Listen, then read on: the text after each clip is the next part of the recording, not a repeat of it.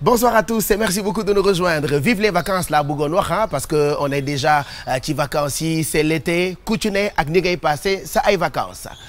am na ñoo xam ne dañuy préférer dem plage d'autres préférer dem ci ay résidences de vacances am na ñoo xamante ni dañuy toog seeni kër relax def lu leen neex c'est normal il faut surtout comme j'ai l'habitude de le dire cultiver la joie ak foo mënti nekk fi ñu nekk nag c'est un coin boo xamante ni ki fi dëkk moom mu ngi cultiver la joie c'est vrai que heureusement ba am nañu ku mel ni moom ci Sénégal mu ñuy bégal suñu nekkee vacances suñu ko gisul du baax waaye été 2013 bi elle est avec nous jóge nag ci tournée bu yàgg boo xamante ni mu ngi fa woon ñun tamit comme ni ñu ko fas yéenee def fii ba été bi jeex nous irons à la rencontre de ces célébrités pour xool kenn ku ci nekk naka ngay passer ce été. Alors c'est les vacances c'est l'été il fait chaud waaye ñun dañ leen di gunge ci ni ngeen ko bëggee comme ça ngeen mën a xam kenn ku ci nekk naka lay bëggee ci ay vacances am bienvenue. Surprise. mais na nga def yow. mais maa ngi fi namm la. nice. waaw. mais namm naa la. non nii laa lay defal yow tamit kon nii nga may xaaree quoi waaw c'est magnifique les chaussures. la robe yes. Le chapeau. Les lunettes. rien que ça. oh là là. kon man nga doon xaar yow tamit seddaloo ah. ouais, il fait très chaud hein. Sandales un petit jean un t-shirt pour ñëw seet si la. c'est que beaucoup ci quoi. ça va namm naa la. ça va maa la xaw. yaa ngi ci jàmm. toogal. mais c'est un plaisir encore de revenir ici ah. mais merci. ah xam nga fii moom sama kër la. waaw fii nag sa kër la moom moo tax j'ai l'habitude je dis souvent aux gens bu ñu mënee dafa tàng vacances yi dañu bëgg dem foo xam ni dafay neex ma ne leen def leen ngeen loué kër Coumba Gawlo. ñëw leen ma loué leen ma loué leen ñëw leen kaay leen Coumba Gawlo dinaa leen defal tarif spécial. surtout moi j'adore la piscine quoi. La dernière fois que j'étais là était daaw. c'est-à-dire je passais non il faut que ñu dem foofu ñu dugg fa. donc Coumba Gawlo elle promet que après sama waxtaan ak moom dañuy jeexali. ci piscine bi dugg ci piscine bi. 2 pièces ou benn pièce. yow ban moo la gënal. 2 pièces. jéena boo bëgg laa def 2 pièces promis. alors c'est toujours un plaisir ah. mais tout le plaisir est fekk si la ñëw toog waxtaan ak yow surtout que. actuellement ñu ngi ci été. ñu ngi ci été dafa tàng en plus yow sa kër soriwul ak plage bi ah. gis nga de man damay jékki-jékki rek daw nuur ci biir plage bi. pied dans l'eau quoi. maa la wax lii pourquoi ce choix. yàlla moo ma taxnal rek. bëgg liberté. maa la wax lii. parce que les artistes dañu bëgg liberté xam nga bëgg fu feex bëgg fu jege ndox et loolu c'est pas évident de. waaw man nag moom dama bëgg ndoxu géej moom. bi ma nekkee xale. bi ma gënee doon xale. dama doon rêvé naan yàlla na ma yàlla may kër ci booru géej. ndax dama bëgg gis ndox mi. di gis ndox mi daf ma neex. far suñu borom nag moom nangul ma ñaan ba. macha allah merci voilà super merci. man tamit ma jël jus d'orange comme yow ah. donc da nga mësoon a bëgg. dëkk ci côté géej. non dama ko mës a rêvé di ko ñaan nag. naan yal na ma yàlla may. mais Tivaouane amul géej de. Tivaouane amul géej moo tax mu maa fii la. moo tax fii bi day xaw a doy waar. santé. Tivaouane amul géej. nga bëgg a dëkk ci côté géej mais gis nga de ma mës a rêvé bëgg géej quoi dama bëgg yàgg bëgg ndox nag. c'est vrai su may xool géej gi vraiment daf may jox bonheur. bon xam nga Sénégal dañuy am mbégte di la seetaan am mbégte aussi di la seet si every time comme je dis tout le temps alors Coumba Gawlo après sortie 23 ans de succès anniversaire ñu jékki-jékki rek nga def ay spectacles et tout enchaîné ak Coumba Gawlo African Tour nga def presque tous les pays yu nekk ci continent bi Côte d'Ivoire Mauritanie Niger Gambie et tout ça est-ce que mën nga ñëw un peu ci Coumba Gawlo African Tour. waaw Pape Cheikh avant tout maa ngi lay nuyu di la xamal ni kontaan naa sa teewaay fii ci sama kër vraiment dans ma modeste maison.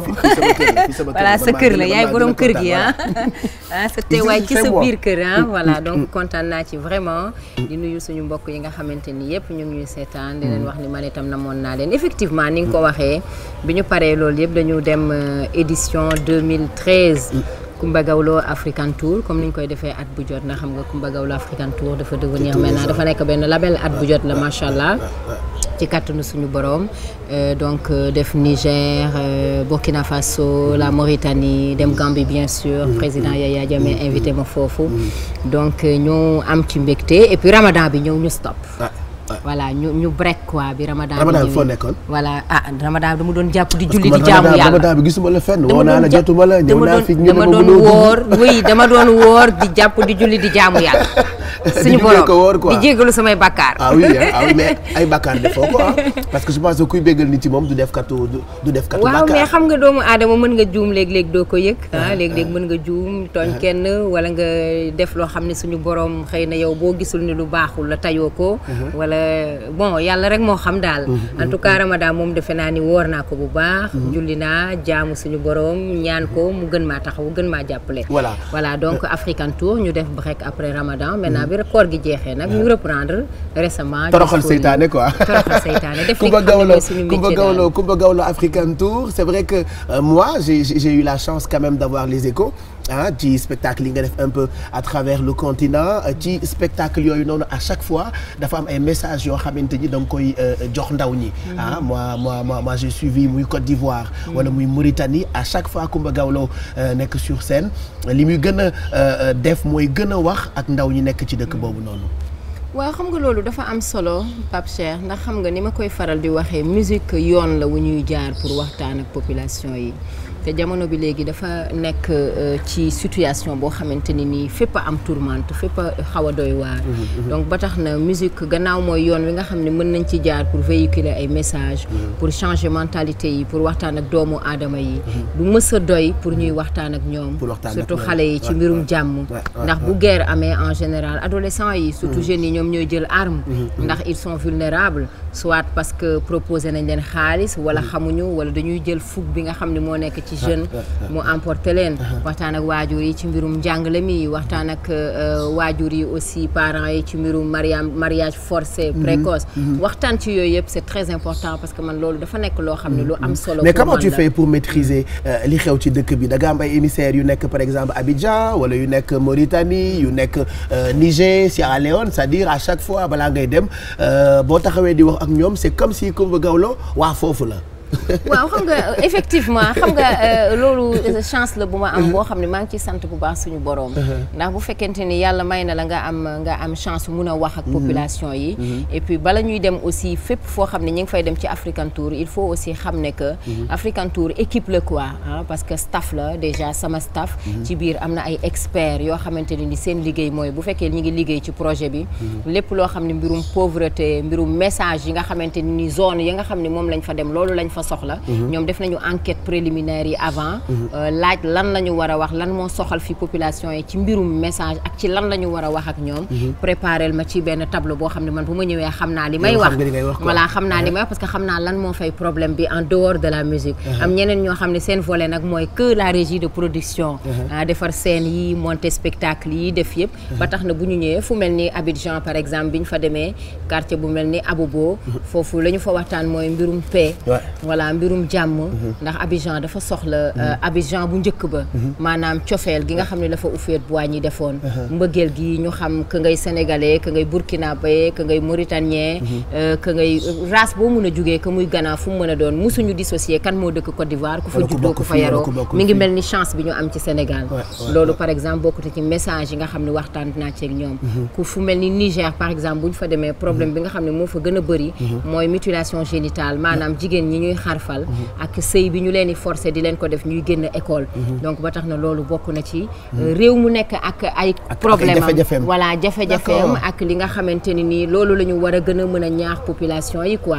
te loolu vraiment experts yi nga xam ne ñoom lay àndal sama staff. nga xam ne ñooy def études yi avant. ak suñu partenaires yi xam objectif yi lan la ñu soxla pour waxtaan ak doomu aadama yi bala ñuy dem. ñoom maa ngi leen ciy gërëm bu baax parce que liggéey nañ ci jàppale. alors man àndoon naa ak équipe de production bu label Sabar par exemple ci spectacle yi ma wax léegi nii message yi nga xam ne da nga koy joxe. on va regarder pendant les concerts Coumba Gawlo yi nga xamee ni dëkk bu mu dem daf koy joxe comme message mu jagleel ko surtout ndaw yi nga xamee ne ñoo dëkk ci dëkk boobu regardez.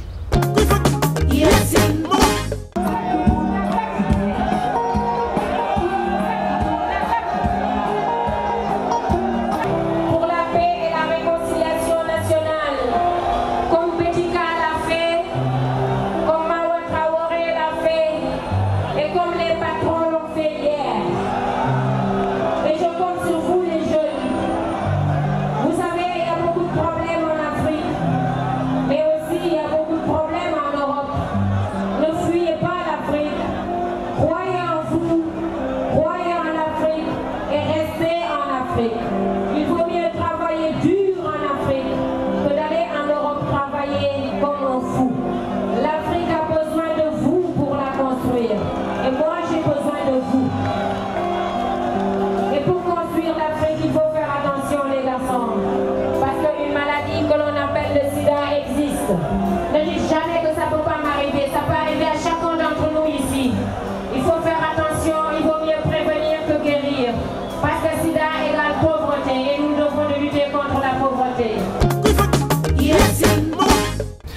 voilà c'est vrai que c'est des ay messages lu am solo. yoo xamante ni defe naa yaa ngi was lu àq aussi ah. Coumba Gawlo considéré wul boppam donc comme une sénégalaise elle se considère comme une africaine. man africaine la sa carte d'identité kenn tu def ivoirienne mauritanienne wala gambienne wala sénégalaise.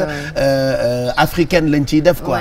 non man africaine la c'est vrai que Sénégal laa juddoo fi laa yaroo te vraiment dama am fierté.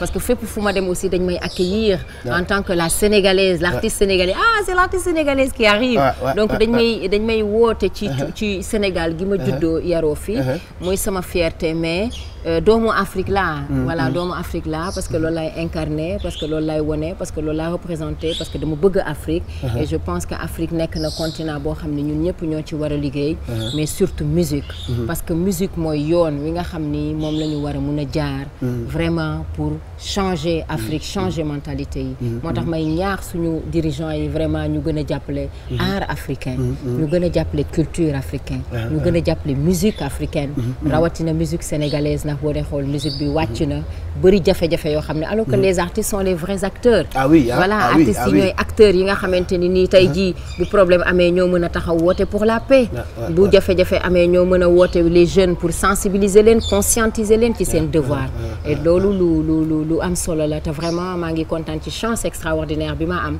fépp fu ma dem ni ma xale yi di dégloo c'est une chance parce que man Coumba Gawlo bi ma xam léegi Coumba Gawlo femme de réseau la ah Coumba Gawlo xaritu première dame yi ah première dame bu Niger première dame bu Guinée Conakry ah première dame bu dëkk yu bëri bu Burkina Faso et tout ça ñoom ñëpp say xarit lañu et en plus pareeguma parce que Coumba Gawlo aussi xaritu chef d'État yi la ah ku dem Gambie par exemple gis sa diggante ak Yaya Jammeh nga dem Burkina Faso gis sa diggante ak Blaise Compaoré nga dem itam yeneen dëkk yu ci mel ni Niger fekk fa Mouhamadou Issoufou ak yeneen kilifa yoo xamante ne ñu ngi ci continent bi lan mooy sa relation ak homme d'État yi et puis li may bëgg a xam surtout mooy yaak ñoom lu ngeen di wax.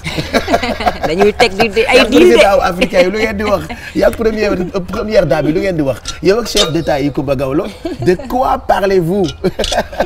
waaw loolu de dañ ko point ay secret la de Coumba Gawlo lu muy wax ak chef d'État yi.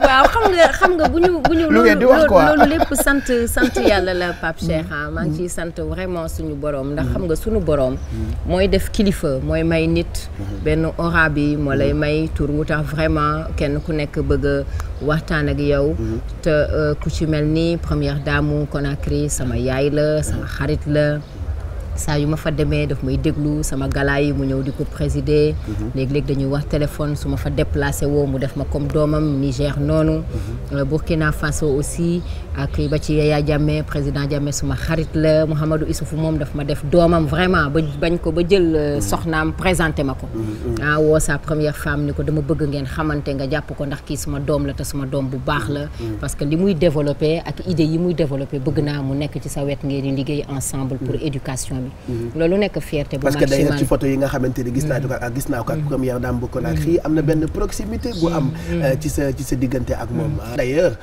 ñun fekk nañ la bi nga xamee ni mu ngi leen recevoir foofu ca Conakry Coumba Gawlo ak première dame bu Conakry regardez diggante moom ak première dame bi muy lu sori.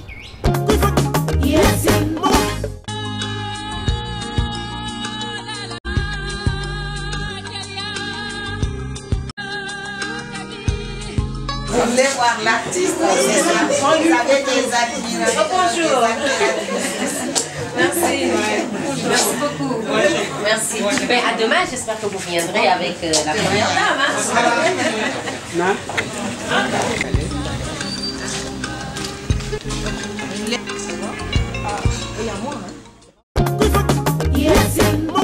xam nga bu ñu toogee li ñuy waxtaane en général xam nga jigéen ak jigéen bu ñu toogee surtout bu dee ay jigéen yu am ambition ay jigéen yu engagé ay jigéen yoo xam ne dañu bokk gis-gis pour Afrique pour condition jigéen ñi amélioré wu pour condition xale yu ndaw yi amélioré wu pour njàng mi amélioré wu dañuy mun a déggoo parce que li ñuy waxtaan mooy suñu vision ñoo ko bokk mooy nan la ñuy def ba jigéen ñi ñu gën leen mën a jox seen place. nan la ñuy def ba jigéen ñu gën leen mën a jox cër. nan la ñuy def ba jigéen ñu gën ko mën a respecter. parce que violence faite aux femmes bëri na torop. nan la ñuy def ba njàngum xale yu jigéen yi gën a mën a jëm ci kanam pour ñu mën a am jigéen demain ay femmes leaders. donc loolu bokk na ci li nga xam ne su ma toogee que ça soit les premières dames. que muy ay président de la république aussi. loolu mooy li nga xam ne nii ay combat yu bëri yu may waxtaan ak ñoom la. est-ce que vous parlez da ngeen di wax ci situation jigéenu Sénégal aussi. dañu waxtaan wala ci dëkkam dañ lay pousser nga wax ci seen dëkk rek wala. non parce da ngay xeexal tamit non en général du ñoom ñoo may pousser parce que man maay ñëw en général avec un message.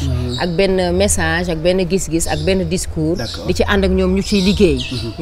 di ci waxtaan ci lutte contre la pauvreté. te lutte contre la pauvreté mooy ñëw dooleel réew mi ci lépp loo xamante ni nii day dàq ñàkk mu dem gannaaw. te loolu bokk na ci nan la ñu mën a waxtaanee xool jigéen ñi nan la ñuy sensibiliser ba ñu gën leen jox seen place. bañ leen gën leen jox seen cër. nan la ñu mën a liggéeyee ba xale yu jigéen ñi ñu gën leen mën a jàppale njàng mi ñu yombal même bu dee ay fourniture wala leneen. ak it nan la ñu mën a def ba jàmm gën a mën a am ci réew yi. nan la ñu mën a def vraiment pour réewu Afrique yi gën a mën a développer gën a mën a créer une link.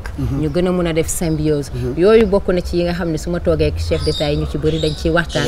voilà moo tax ñu ci bëri nekk samay xarit.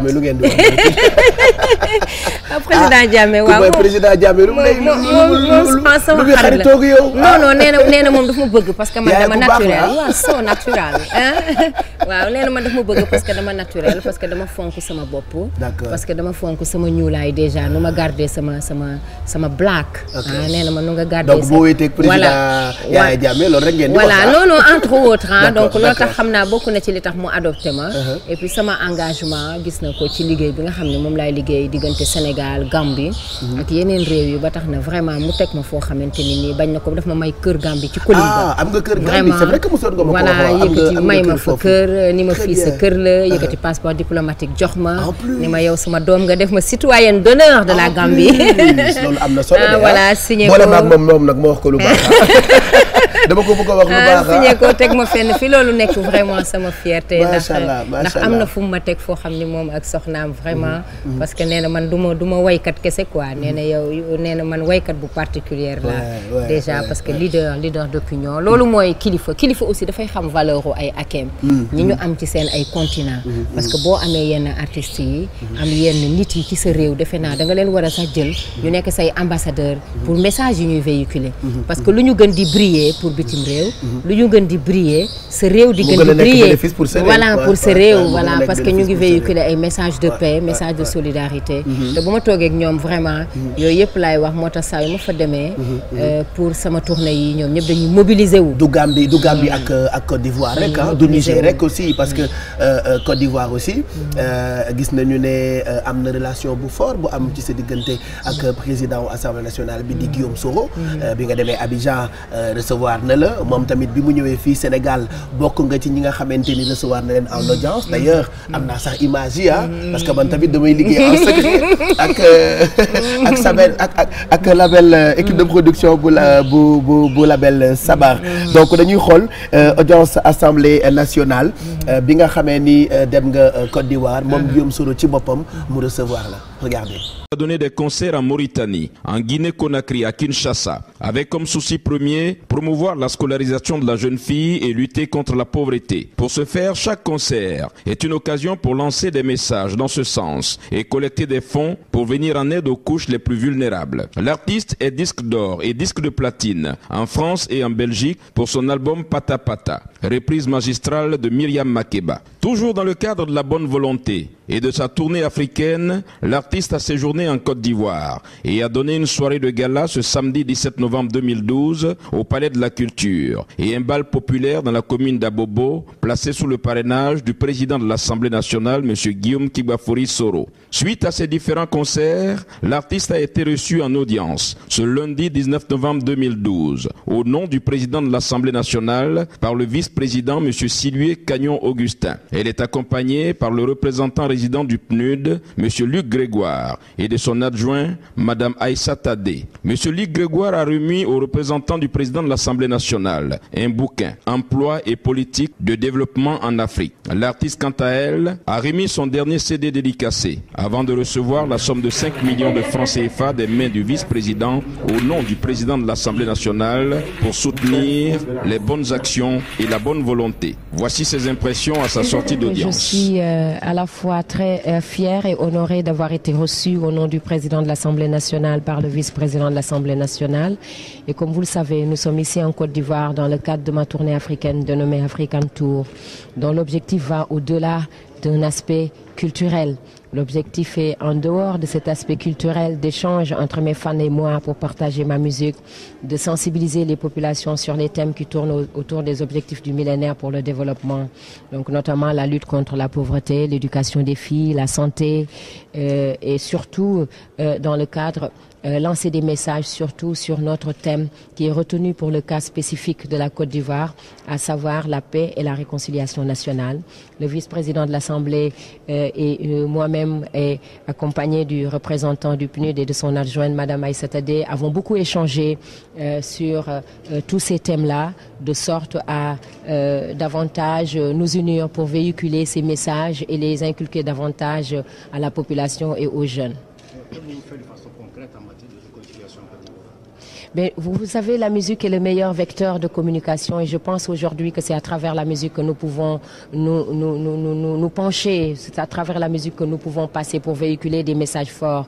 Avant-hier samedi, on a eu la chance d'être écoutés par, je peux dire, une partie du gouvernement qui représentait M. Soro Guillaume et puis une partie de la société civile et du public de la Côte d'Ivoire. Et hier, on a eu la chance extraordinaire d'avoir en face de nous à Abobo, le quartier chaleureux où on a eu à donner ce concert magnifique. Plus de 100 000 personnes, 100 000 jeunes en majorité, avec qui on a parlé de leur implication dans ce pays. On leur a fait savoir qu'il était bon de s'engager pour son pays et de dire non à l'immigration clandestine. On leur a fait savoir que les acteurs principaux qui peuvent véhiculer le message de la paix et de la réconciliation nationale, ce sont les jeunes. C'est à eux de s'aimer et que nous, ce que nous souhaitons, c'est que ici en Côte d'Ivoire, désormais, que l'on vienne du Burkina Faso, que l'on vienne du Sénégal, que l'on vienne de Niger, que l'on vienne de n'importe quel autre pays, que ce message qui a été la tradition en Côte d'Ivoire de paix, d'amour, d'entente, de solidarité, qui a toujours fait que l'on ne se dise qu'on ne distingue pas ni les ethnies ni les races,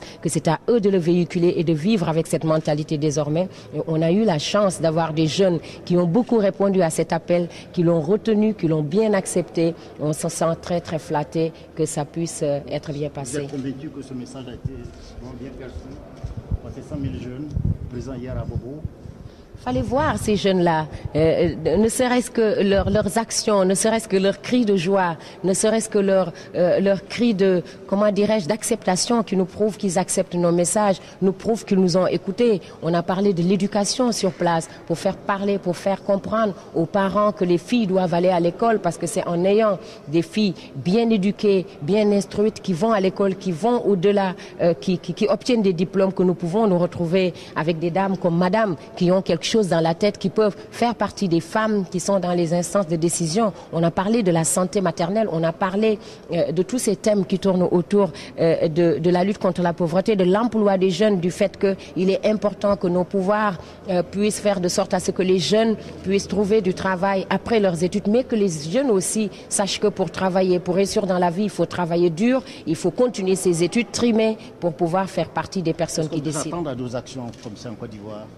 Ben oui, on est ouvert, c'est ce que je souhaite, c'est mon honneur, c'est ma fierté. On a été déjà en 2007 en pleine guerre à Bouaké où le message est très passé et c'est parce que le message est bien passé que cette année on a eu la chance de revenir aux côtés du PNUD dont j'ai la fierté d'être l'ambassadeur de bonne volonté. On souhaite que cette action soit annuelle chaque année comme on a eu à le faire dans tous les pays d'Afrique. Moi en tout cas je me sens en tant que Sénégalaise, je dirais africaine, à la fois très honorée et fière de pouvoir contribuer à solidifier la relation amicale et fraternelle qui lie le Sénégal et la Côte d'Ivoire. c'est que dama bëggoon wax sacré Coumba Gawlo parce que Assemblée nationale bi le recevoir et c'est magnifique ça se voit que Coumba doo n'importe qui nag quand même. doo n'importe qui de xaw ma doo femme objet maa ngi waaw du ma femme objet loolu moom xam naa ko. doo femme objet loolu moom xam naa ko vraiment. est-ce que doo nekk sax est-ce que Coumba Gawlo du nekk présidente de la République future présidente de la République parce que. parce que non diggante relation yi chef d'État yi am yëpp am nga ko ak ñoom ay visites officielles ngay am. c'est l'Assemblée nationale qui reçoit Coumba Gawlo. les femmes vont être au top. ma jël leen promouvoir leen teg leen ci kaw nag. jàngu xale yu jigéen daal moom ba pour l'instant na bàyyi ma way rek bàyyi ma way Pape Cheikh foofu moom yeggaguma defe naa ni bëgg nga ma trop mais pour l'instant rôle boobu moom jëlaguma ko pour l'instant rôle ambassadrice de la musique sénégalaise de la musique sénégalaise mais est-ce que amul africaine moom laa jël quoi ay ambition politique parce que man quand j'ai vu ça je me suis dit bon Coumba Gawlo présidente de la République voilà comme ça nga nekk sama Hélène Johnson Sirleaf quoi mën na nekk waaw xam nga li may défendre fii yëpp lu ma gëm la voilà lu ma gëm la parce que pour man dañu war a waxtaan ak xale yi dañu war a waxtaan ak mag yi dañu war a waxtaan ak dirigeants yi surtout ñu xam lan mooy seen rôle ci société bi lan mooy rôle artistes yi lan mooy rôle jeunes yi ak lan mooy seen ay besoins lan la xale yi soxla donc loolu moo waraloon ma demoon Côte d'Ivoire African Tour bi ñu paree vraiment yàlla suturaal nañu ba kilifa yi ci réew yi parce que li nga xamante ne ni moo gën a neex mooy nga dem réew waa réew ma di la xëccoo loolu sant yàlla la te fierté bu ma am la parce que boo demee réew ma di la xëccoo kilifa ya ca gën a mag di la xëccoo di la woo ci seen biir loolu moo wane ne ñoom kontaan nañ ci liggéey bi nga def seen réew ka jaxase woo fa ka defoo fa lu bon donc ma ciy sant suñu borom di sant ci fierté boobu ñu ma def honneur bi ñu ma def parce que toute l'Assemblée nationale ci turu Guillaume voilà Kigba Fori Soro vraiment ñu ñëw njukkal ma jàppale ñu aussi suñu combat de lutte contre la pauvreté soutenir ñu jox ñu une subvention pour jàppale ñu loolu dafa nekk loo xam ne selon samay antenne sax bi ngay anniversaire assemblée ba dañu yónnee woon délégation tout à fait waaw parce que Soro sama xarit la itam bi mu ñëwee assemblée nationale plutôt bu Côte d'Ivoire bi mu ñëwee Sénégal et tout président bi bokk nga ci ñu mu recevoir et tout waaw dëgg la parce que xam nga aussi Guillaume Soro suma xarit la suma càmmiñ la nit ku ma jox cër la quoi et puis ñun ñaar ay jeunes lañu yoo xam ne nii dañu bokk vision maanaam ay bañkat lañu quoi moo tax dañu toog souvent di waxtaan on refait le monde comme on dit di wax dañuy changer lii allez lii nii laa ko gisee et puis on débat man comme dama bëgg débat yooyu nga xam ni garçon contre fille man je me laisse pas faire ñoom tamit ñu ne ils se laissent pas faire nga doon jàmbaar quoi en équipe waaw gars yi toog ñu toog tegtee di waxtaan di voilà di débattre donc vraiment loolu aussi nekk fierté boo xam ne ci man honneur bu ma def la ba effectivement lépp lu may def Abidjan dafa ci ñëw jàppale ma ci fu mu toll mi ngi xool fu ma toll man tamit lu muy def ma jox ko ci suma xalaat ci nu mu gën a rafetee vraiment fierté bu mag la pour man ma di leen gërëm vraiment ci honneur bi ñu ma defoon alors tey il fait très beau moi j'ai envie de savourer jardin bi mais aussi des fois yow doo taxaw fii wala nga taxaw sa balcon wala je sais pas trop tim plage bi bëgg tëb mur bi mais man tout non damay dox ni rek dugg ci géej gi man ah oui maa la wax lii ci la dëkk il fait beau ici et puis il y a la plage derrière les gens ils viennent yóbbaale sa verre sax dama ko yóbbaale dama ko changer sax ma dolli la lu la gënal rek xaaral ma guux jus d'orange parce que dafa neex damay guux yëpp